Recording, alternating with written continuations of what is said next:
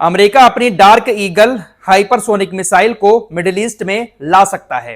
दरअसल सेंटकॉम ने अमेरिकी प्रशासन से रिक्वेस्ट की है कि अपनी डार्क ईगल हाइपरसोनिक मिसाइल को मिडिल ईस्ट में तैनात करें, क्योंकि ईरान ने अपने जो मिसाइल लॉन्चर हैं वो हमारी रेंज से काफी दूर तैनात कर दिए हैं। हमारी मिसाइलें ईरान के मिसाइल लॉन्चर तक नहीं पहुंच पा रही हैं। उनको खत्म करने के लिए ईरान के अंदर डीपली इंपैक्ट डालने के लिए डार्क ईगल हाइपरसोनिक मिसाइल को मिडिल ईस्ट में तैनात करना चाहिए। दरअसल अमेरिका और ईरान के बीच इस वक्त सीज फायर है, लड़ाई नहीं हो रही है, लेकिन दोनों देश अपने हथियारों के भंडार को कहीं ना कहीं भरने की कोशिश कर रहे हैं। मिडिल ईस्ट के अंदर जो अमेरिका की सेंट्रल कमांड है उसने व्हाइट हाउस और पेंटागन से इस बात की रिक्वेस्ट की है। सेंटकॉम के पास इस वक्त जो मार करने वाली मिसाइलें हैं उसकी रेंज इतनी नहीं है कि वो ईरान के मिसाइल लॉन्चर तक पहुंच पाए। सेंटकॉम ने कहा है कि तकरीबन 300 मील दूर ईरान ने अपने मिसाइल लॉन्चरों को तैनात कर दिया है।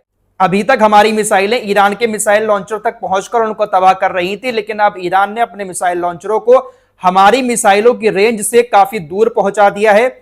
इसलिए अब हमें अपनी डार्क ईगल हाइपरसोनिक मिसाइल को मिडिल ईस्ट में लाना चाहिए। मिडिल ईस्ट में मौजूद अमेरिकी सेंट्रल कमांड ने यह रिक्वेस्ट व्हाइट हाउस और पेंटागन से की है।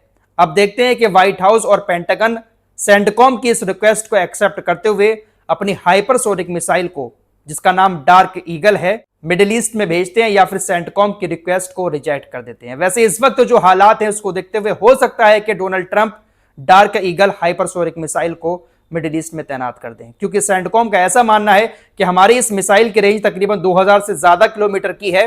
बाकी जो मिसाइलें हैं उनकी रेंज इतनी नहीं है कि वो ईरान के अंदर घुसकर डीपली इंपैक्ट ईरान को पहुंचा सके, इसलिए हाइपरसोनिक मिसाइल की जरूरत है। तो इधर अमेरिका सीजफायर के दौरान अपने हथियारों के भंडार को मजबूत करने की कोशिश कर रहा है, तो वहीं ईरान की तरफ से भी अपने हथियारों के भंडार को ठीक करने की कोशिश की जा रही है और धमकियां ईरान की तरफ से भी बड़ी बड़ी दी जा रही हैं। आज सुबह की वीडियो में आपको बता चुका हूं कि डोनाल्ड ट्रंप ने ईरान की सभी बातों को खारिज कर दिया। ईरान ने ट्रंप से कहा था कि हम स्ट्रेट ऑफ हॉर्मुज को खोल रहे हैं, आप अपनी नाकेबंदी हटा दो, परमाणु मामले को लेकर बातचीत बाद में करेंगे।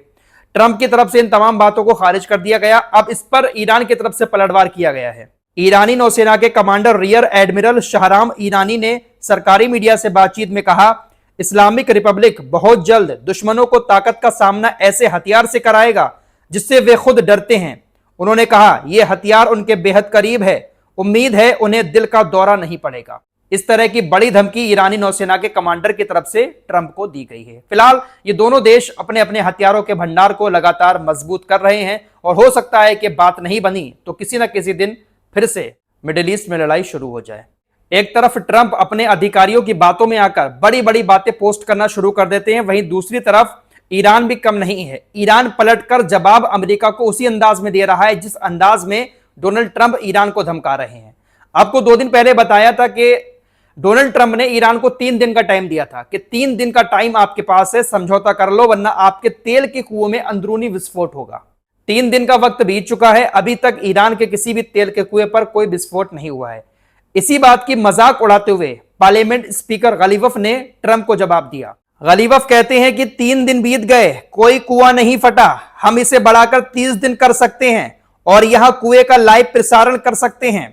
इस तरह की बेकार सलाह अमेरिकी प्रशासन को वेसेंट जैसे लोगों से मिलती है जो नाकाबंदी के सिद्धांत को बढ़ावा देते हैं और तेल की कीमत को $120 से ऊपर तक ले गए हैं। अगला पड़ाव $140, मुद्दा सिद्धांत नहीं मानसिकता है। डोनाल्ड ट्रंप के 3 दिन में कुएं में विस्फोट करने की धमकी का इस तरह से गलीवफ ने मजाक उड़ाया है। दोस्तों, ईरान को लेकर एक बार फिर यूनाइटेड नेशंस ह्यूमन राइट ने एक रिपोर्ट पेश की है जिसमें यह बताया गया है कि ईरान ने इस साल तकरीबन 4000 से ज्यादा लोगों को गिरफ्तार किया और 21 लोगों को लटका दिया। ये 4000 से ज्यादा जो गिरफ्तारियां ईरान ने की हैं ये 28 फरवरी से अब तक की हैं। 21 लोगों को लटका दिया है। जिन लोगों को ईरान ने फांसी पर लटकाया है उनमें से तकरीबन 9 लोग ऐसे थे जो जनवरी में ईरान के अंदर प्रोटेस्ट हुआ था उससे जुड़े हुए थे। उनके ऊपर कुछ आरोप लगे, उनको हटा दिया गया। 10 लोग ऐसे थे जिन्होंने विपक्षी दल की मेंबरशिप ले ली, सदस्यता ले ली, उसके शक में, उसके आरोप में उनको लटका दिया गया। 2 लोग ऐसे थे जो जासूसी कर रहे थे, उनको भी खत्म कर दिया। यूनाइटेड नेशंस ह्यूमन राइट ने ईरान के खिलाफ बहुत बड़ी बड़ी बातें लिखी हैं कि बहुत सारे केस तो ऐसे थे जो कुछ ही घंटे में सुनवाई हुई और सजा दे दी गई।